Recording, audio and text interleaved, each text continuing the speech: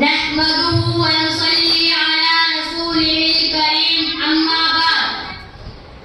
اللہ تعالی نے قرآن پاک میں فرمایا ان الصلاۃ کانت علی المؤمنین کتابا موقوتا.